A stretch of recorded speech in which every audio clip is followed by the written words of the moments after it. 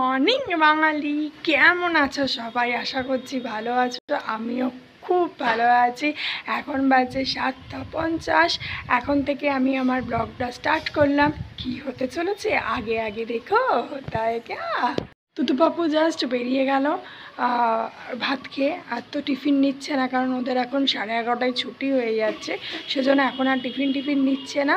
ভাত খেলো, আজকে আলু ভাজা ছিল, তো আলু ভাজা দিয়ে ভাত খেয়ে বেরিয়ে গেল। এখন আমি ছাদে এসেছি, এই যে কালকে ভিজে যে জামা কাপড়গুলো ছিল সেগুলো সমস্ত মেলে দিলাম। আর আজকে সকাল থেকেই দেখো প্রচণ্ড রোদ্দুর, সকাল থেকে মারাত্মক রোদ্দুর, আজকে পুরো একদম ফেটে যাচ্ছে। তো একটু রোদ্দুরটা থাক, তাহলে এগুলো শুকিয়ে যাবে। চাদর বালিশের ওয়ার সব ভিজে এসছে। এই মাত্র অর্চনা এসেছে কাজে, ও কাজ শুরু করুক, আমি এবার নিচে যাই, গিয়ে বিছনা তুলবো, ফ্রেশ হব, তারপর আবার তোমাদের সাথে বকবক করতে চলে আসছে। তো চলো নিচে যাই।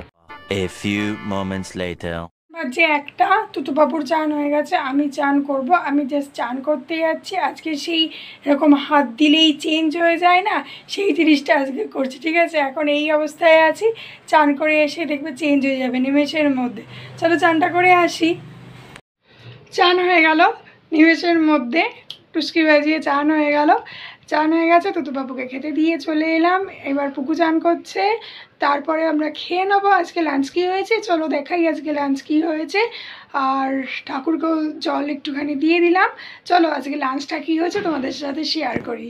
লাঞ্চ হলো ভাত, বড়া আলু পটল দিয়ে পোস্ত, পায়রা চাদা মাছের ঝাল দেওয়া, চাল কুমড়ো আর আম দিয়ে ডাল।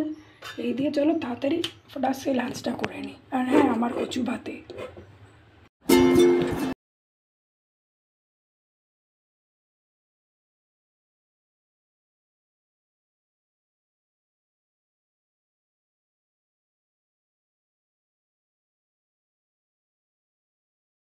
আগেই হয়ে গেছিলো, লাঞ্চ করলাম। লাঞ্চ করে দুপুরের খাবার খেলাম। বাঙালি ভাষায় কথায় বলাই ভালো, তাই না? দুপুরের খাবার খাওয়া হয়ে গেল। দুপুরের খাওয়ার পরে ওপরে এসেছিলাম, নিয়ে ফোনটা নিয়ে একটু এডিট করতে চোখ লেগে গিয়েছিলো, খুব ঘুম পাচ্ছিলো, মানে একটুখানি ওই 10-15 মিনিট। তো একটুখানি চোখ লেগে গেছিলো। তারপর বাড়ি থেকে মা ফোন করলো, মায়ের সাথে কথা বললাম। তারপর দুতুপাপু পড়তে গেল, ওরা এখন দুধ খেয়ে যায় না, তো পড়তে গেল, তো পড়তে চলে গেল। দেন জলটা ভাবলাম একদম তুলেই নিয়ে গেলে এক্ষুনি জল পড়বে, তো জল টলগুলো তুললাম। এসে তোমাদের সাথে আবার বকবক করতে চলে এলাম। তারপর যাব অ্যাজ ইট ইজ ছাদে।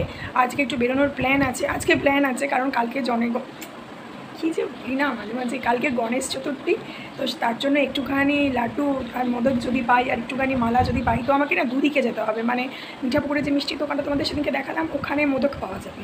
আর কিন্তু ওদিকে যেহেতু মুসলিম এরিয়া, মালা মানে ফুল মালা বসে না। আর স্টেশনের দিকে আবার মালা আর লাড্ডু পাওয়া যাবে, মোদক পাওয়া যাবে না, মানে কিছু বলার নেই। তো অগত্যা আমাকে যেতে হবে।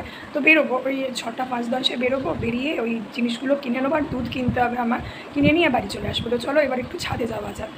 হ্যালো, আজকে আমি তোমাদের সাথে শেয়ার করতে এসেছি যে 0 থেকে 100 সাবস্ক্রাইবার আমার কীভাবে আমি অ্যাচিভ করলাম, বা আমার চ্যানেলটা কবে আমি খুলেছিলাম, কী পারপাসে চ্যানেলটা আমি ওপেন করেছিলাম, সমস্ত কিছু তোমাদের আজকে আমি বলবো এই ব্লগেতে। সেটা হচ্ছে এই চ্যানেলটা আমি যখন ইউটিউব কীভাবে হয় সেটা আমি ওপেন করেছিলাম তোমার 2020-তে। আমার যে ফার্স্ট চ্যানেল আছে বেঙ্গলি ব্লগার মিনু, যেখানে আমি ফানি ভিডিও পোস্ট করি, অলমোস্ট 900 সাবস্ক্রাইবার সেখানে ডান হয়ে গেছে। তোমরা দেখতে পারো, ডিসক্রিপশনে লিঙ্ক দিয়ে দেবো। তো ওটা প্রথম আমি ওপেন করি, তো ওটা ওপেন করার পরে তারপর আমি সেকেন্ড এইটা ওপেন করি। এটার নাম তখন ছিল মিনু ভাইন্স, ঠিক আছে? তো তখন নাম ঠিক করিনি। তো এটার মধ্যে আমি কিছু মোটিভেশনাল ভিডিও দিয়েছিলাম, একে ওকে তাকে বলে বলে তোমার 40 সাবস্ক্রাইব হয়ে এই চ্যানেলটা স্টপ হয়ে গেছিলো। এবং এই চ্যানেলটা করেছিলাম আগের বছরে 17ই আগস্ট, মানে 1 ইয়ার্স হলো চ্যানেলটা। তো কারণ ব্লগিং যে করবো, আমি তো হাউসওয়াইফ, আমি বাড়ি থেকে খুব একটা বেরোই না। তো বাড়ির মধ্যে প্রত্যেক দিন সেই শোয়া খাওয়া বসা ওঠা কী দেখাবো, সেই জন্য কারণ যারাই ব্লগিং করে তাদের দেখেছি বাইরে যায়, এটা ওটা শো করে, সেই জন্য আমি ব্লগিংটা শুরু করিনি। কিন্তু ব্লগিংটা আমার খুব ভালো লাগতো, কারণ আমি অনেক ব্লগিং চ্যানেল দেখি, সেগুলো আমার খুব ভালো লাগে। তো হঠাৎ মাথায় এলো যে না, করা যেতেই পারে। তো আমি হঠাৎ আবার এই মাসেরই 13 তারিখ, মেবি 13 তারিখ থেকে আমি আবার ব্লগিংটা শুরু করি। তখন আমার সাবস্ক্রাইব ছিল অনলি 43।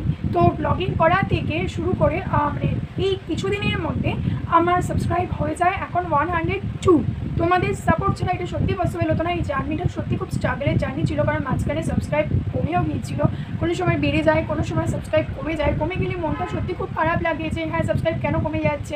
বেড়ে গেলে তো ডেফিনেটলি ভালো লাগে যে না দেখো আমি ভাবুক চাই না, আমি যে ভিডিও আপলোড করি আমি একটা সিম্পল মেয়ে, আমার লাইফস্টাইল দেখতে কেউই ইন্টারেস্টেড হবে না, কারণ আমি কোনো সেলিব্রিটি নই, ঠিক আছে। সেলিব্রিটিতে লাইফস্টাইল দেখতে আমরা যেমন আগ্রহ দেখাই, সেই রকম আমি সিম্পল আমার লাইফস্টাইল দেখতে কেউ আগ্রহ দেখাবে না। আমি সারাদিনে কী খেলাম, কী করলাম, কী করছি, কোথাও গেলাম, একদমই নয়। তা সত্ত্বেও প্রত্যেক দিন আমি ভিডিও আপলোড করার পরে 2 জন করে আমার সাবস্ক্রাইব কিন্তু আমি গেইন করেছি। এবং আমি ফার্স্ট যেদিন ব্লগিংয়ের ভিডিও আপলোড করি সেদিন আমার ভিউ হয়েছিল একদিনে 10 ভিউ, কিন্তু এখন সেটা দাঁড়ায় একদিনে হয়তো 30 চলে যায়, 40 চলে যায়, 50 অন্তত চলে যায়, একদিনে 50 ভিউ হয়। তো এটা তোমাদের সাপোর্ট ছাড়া সত্যি কোনোদিনও পসিবল হতো না।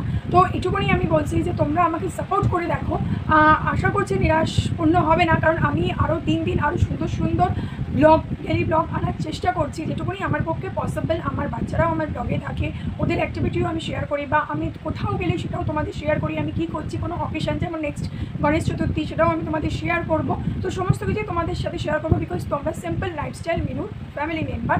তো অলওয়েজ সাপোর্ট করো, যাতে এইভাবে আমরা একটু এক পা করে আমরা কিন্তু এগিয়ে যেতে পারি, ঠিক আছে। থেমে যেন না যাই, এক পা করে এগিয়ে যেতে পারি। তোমরা 2 জন যে কানেক্ট হচ্ছ, 2 জনই আমার কাছে এনাফ, ঠিক আছে। একটা ভিডিও চালিয়ে যদি 2 জন মানুষ কানেক্ট হয় সেটাই আমার কাছে এনাফ, আমার বেশি কিছু চাই না। কিন্তু আমার একটা পরিচিতি চাই। অনেকে ইউটিউবে আসে টাকা পয়সার জন্য, আমি কিন্তু ইউটিউবে টাকা পয়সার জন্য আসিনি, আমি ইউটিউবে এসেছি আমার নামের জন্য, যাতে এই মানুষ চিনবে বলে। তো এই ছিল আমার স্ট্রাগেল একটা স্টোরি, যেটা 0 to 100 সাবস্ক্রাইব গেইন করতে যে স্ট্রাগল পিরিয়ডটা আমাকে যেতে হয়েছে, এই হচ্ছে জিনিস। আর কিছু মানুষ আমাকে অলওয়েজ সাপোর্ট করেছে, তারা অলওয়েজ কমেন্ট করে, আমি দেখেছি কমেন্ট সেকশানে, আননোন মানুষ নোন মানুষ অলওয়েজ সাপোর্ট করে, কমেন্ট করে। তাদেরকেও আমার তরফ থেকে অনেক ভালোবাসা এবং লাভ ইউ টু। তারা এইভাবেই যেন আমাকে সাপোর্ট করে, এইভাবেই যেন আমার পাশে থাকে। তো চলো এবার ফেরা যাক ডেলি লাইফস্টাইলে। কি একটু ইমোশনাল হয়ে গেলে আমার ডেলি এই স্টোরিটা শুনে? ইমোশনাল হওয়ার দরকার নেই, চলো ছাদে যাই। অন্ধকার হয়ে গেছে, বাইরেটা ছাদে যেতে হবে, তো জামা কাপড় তুলতে হবে, বাজার দোকানে যেতে হবে, অনেক কাজ আছে এখন, অত ইমোশনাল হলে চলবে না, ঠিক আছে। চলো ছাদে যাওয়া যাক। ফাইনালি আজকে আলো আছে, আমি তো ভেবেছিলাম আজকেও অন্ধকার হয়ে গেল হয়তো, তবে আজকে 6টা বাজেনি, এখনও আজান দেয়নি। তো চলো জামা কাপড়গুলো তুলে নিই। ঝটাপট সব এই যে ছাদ জুড়ে গাদা জামা কাপড় পরে আছে, সব ঝটাপট করে তুলে নিয়ে বাইরে যাব, গিয়ে গণেশের জন্য বাও কি সুন্দর আকাশটা দেখাচ্ছি, দাঁড়াও গণেশের জন্য একটু লাড্ডু মোদক আর একটু মালা ঠালা পেলে চটপট নিয়ে চলে আসবো। কালকে গণেশ চতুর্থী, স্পেশাল ব্লগ আসবে, তো চলো তাড়াতাড়ি করে জামা কাপড়গুলো তুলে নিই। চলো আবার বেরোলাম, ওই গণেশের জিনিস ব্যাক ক্যামেরাই করলাম, কারণ মুখ ফোকাস নেবে না। তো মিষ্টির দোকানে গিয়ে আবার দেখাচ্ছি। মোদক এদিকেই যাচ্ছি, প্রথমে স্টেশনে ফুলমালা নেবো, তারপরে মিষ্টি নেবো। তো দেখা যাক মোদক পাই কিনা, নাহলে লাড্ডু দিয়ে অগত্যা কাজ চালাতে হবে। তো চলো ফুলমালাটা নিয়ে নিই। হ্যাঁ মিষ্টি নিয়ে নিলাম, ওই যে ফুলের দোকান থেকে ফুল নিয়ে নিলাম।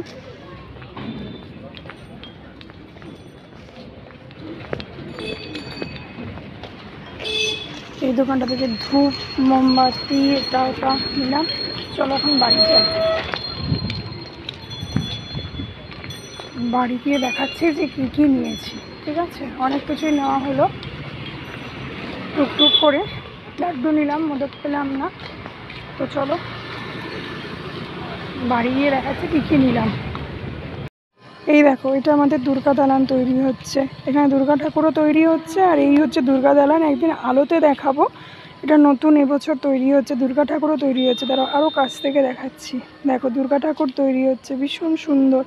জাস্ট রাস্তায় পড়লো বলে শেয়ার করলাম। জাস্ট বাড়ি আসলাম, এখন মেবি বাজে হয়তো 7টা, হয়তো হয় না, 7টা হয়নি, 7টা বাজে 10 হয়েছে। প্রচণ্ড গরম, অনেক কিছু কিনলাম টুকটাক, দেশলাই ফুলমালা এটা ওটা, তারপর দুধ ছিল, জেম ছিল, 4টে জেম কিনলাম, 3 ছেলের জন্য আর একটা গোপালের জন্য।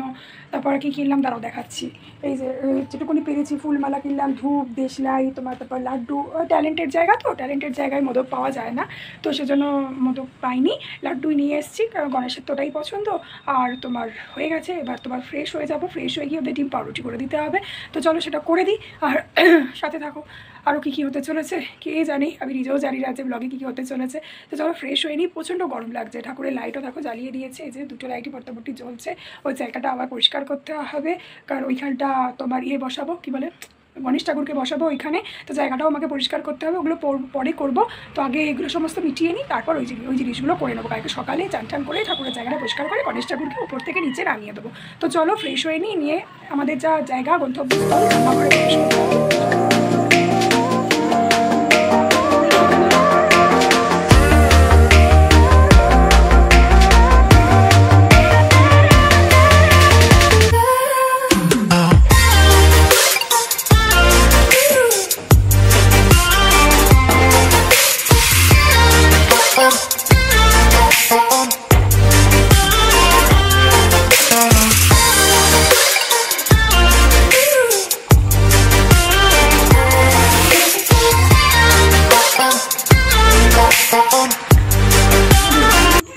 এখন চলে এসেছি রান্নাঘরে এসে অলমোস্ট অনেক কিছু ডান হয়ে গেছে। কী কী ডান হয়ে গেছে দেখবে, দাঁড়াও দেখাচ্ছি। চলো দেখবে, চলো কী কী রান্না অলমোস্ট ডান হয়ে গেছে, চলো দেখাচ্ছি।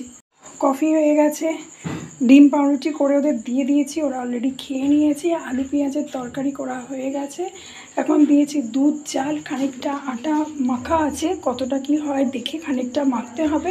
তো অলমোস্ট কাজ ডান।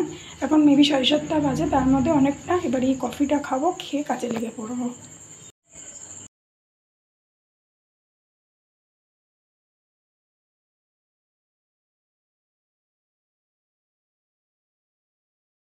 দিন বাদে পাপুকে দেখা গেছে। পাপু আয় করো, কি করছো তুমি এখন? কি পড়ছো পাপু? কালকে কি পরীক্ষা আছে? আর হ্যান্ডরাইটিং। হ্যাঁ, আজকে কিরকম হলো পরীক্ষা? ভালো হয়েছে। কি পেয়েছো আজকে? A plus. তুমি? O plus. কেমন হয়েছে আজকে পরীক্ষা? আমার ওয়ান্ডারফুল। আর কালকেরটা? হ্যাপি। মুখস্থ রেনি ডে? হ্যাপি। বলো তো দেখি। A rainy day is a day. A rainy day is a day. Eat. না এটা কি? বলো। Eat. বাবাকে পড়ানোর পরে গেলাম ডিনার করতে, মানে খেতে, রাত্রির খাবার খেতে। তো কিছুই নয়, আজকে ওই দুধ দিয়ে আর একটু লাড্ডু দিয়ে রুটি খেয়েছি আজকে। আর ওরা ওদের মতো খেয়ে নিয়েছে, তাও মানে রাত্রির খাবার খেতে খেতে 11টা বেজে গেছে। কারণ কালকে তো দেখলে না, তো তোমার পড়ছিল স্পিকিং স্কিলের তোমার পরীক্ষা কালকে। কী যে উল্টোপাল্টা বলছি, ঘুমিয়ে যেতে জানি না, একটু ম্যানেজ করে নিও। হ্যাঁ, ঘুম এসে গেছে, টায়ার্ড লাগছে ভীষণ। তো ওই সমস্ত হলো, তারপরে এলাম, এসে ফ্রেশ হলাম। ফ্রেশ হয়ে এইখানটা একটুখানি পরিষ্কার করলাম, কারণ কালকে আবার গণেশ পুজো। তো এইখানটা একটুখানি পরিষ্কার করলাম। এখন বেজে গেছে রাত্রি 12:35 বাজে। তো এখন যাবো, শুয়ে পড়বো। যদি পারি তো ব্লগটা এডিট করে রেখে দেবো, তাহলে কালকে তাড়াতাড়ি আপলোড করে দিতে পারবো, নাহলে কালকে সকালে করতে হবে। তো আজকের ভিডিওটা যদি তোমাদের এতটুকু ভালো লাগে, ব্লগটা এতটুকু যদি ভালো লেগে থাকে, কী করবে? Like, comment, subscribe and share. Wait করো ধামাকা ব্লগের জন্য। ততক্ষণের জন্য bye and tata, good night.